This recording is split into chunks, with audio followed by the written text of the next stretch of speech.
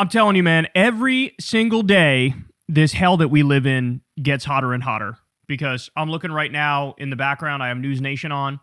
It says, developing story, Trump cuts nuclear safety rules. So yeah, that's good. That's good to know.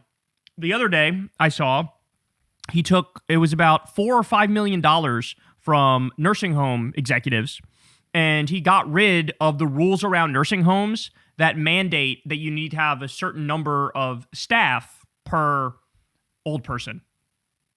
So in other words, he quite literally sold out your grandma's health for $4 or $5 million from the nursing home executives. There are times, I know I'm a hardcore atheist, but there are times I really wish there was a hell, because then I would sleep so much easier knowing that these people would end up there. That they would genuinely get a special place in hell where it's like even hotter than the rest of it, you know? So just not good. But I do have some good news for you here. So Trump is getting sued, and the lawsuit is absolutely legit. So take a look here. First wrongful death lawsuit filed against Trump administration over drug boat strikes. The families of two Trinidadian men who were killed in an October 14th strike on an alleged drug boat accused the U.S. in a lawsuit Tuesday of wrongful death and extrajudicial killings. So this is a big deal. Now remember, guys, we covered this, we were on top of this, but there were about 30 different boats that were bombed by the U.S. They killed, I believe it was over 100 people, and they immediately smeared them and tarred their reputations and said, oh, they were narco-terrorists. What does that even mean? That's not a thing. Narco-terrorist is a thing. There are narco-traffickers. That's a thing. There are, people in the narco dealers. There are people in the narco business, but narco-terrorist is not a thing. They made it up. Why? Because what they were trying to do is marry together the war on drugs with the war on terror. And by doing that, what they're saying is, the same rules that applied for the war on terror now apply here. So we're waging a war against them so that we can bomb whoever we want, we can invade whoever we want, under the guise of we're stopping the narco-terrorists. Well, coming to find out, these people they were blowing up were fucking fishermen. They were fishermen.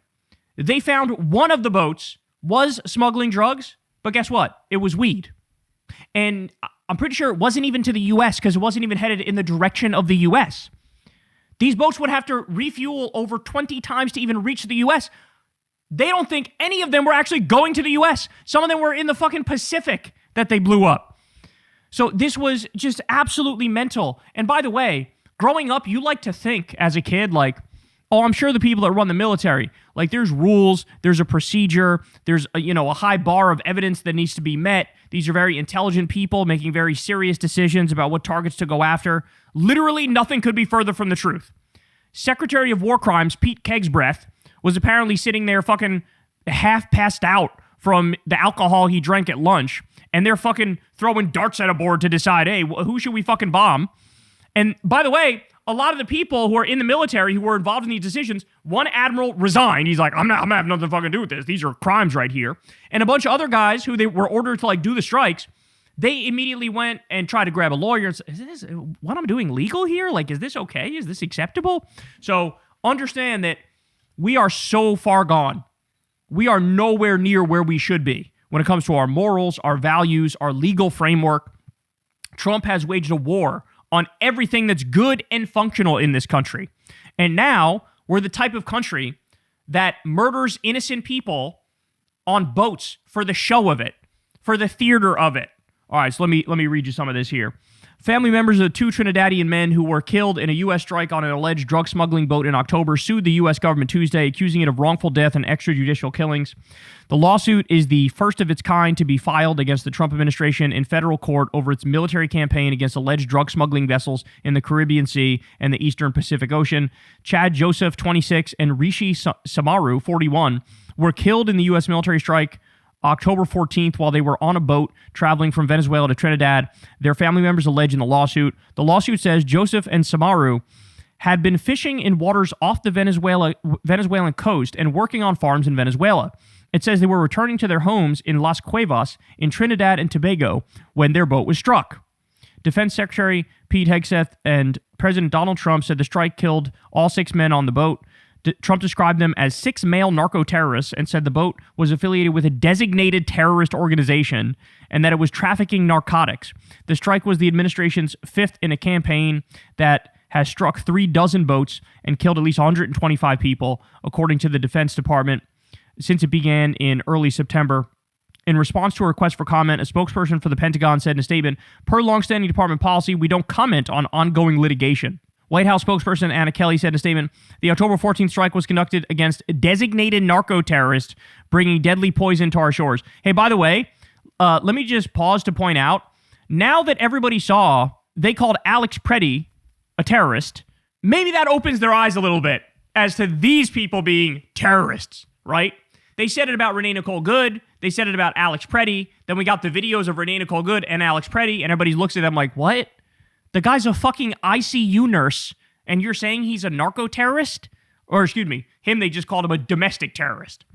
But these guys are narco-terrorists like Alex Preddy is a domestic terrorist. So now maybe people open their eyes more to what's going on, because I still think some people are naive enough and stupid enough to like sort of assume a level of seriousness for the U.S. government that's just not there anymore. It's just not there.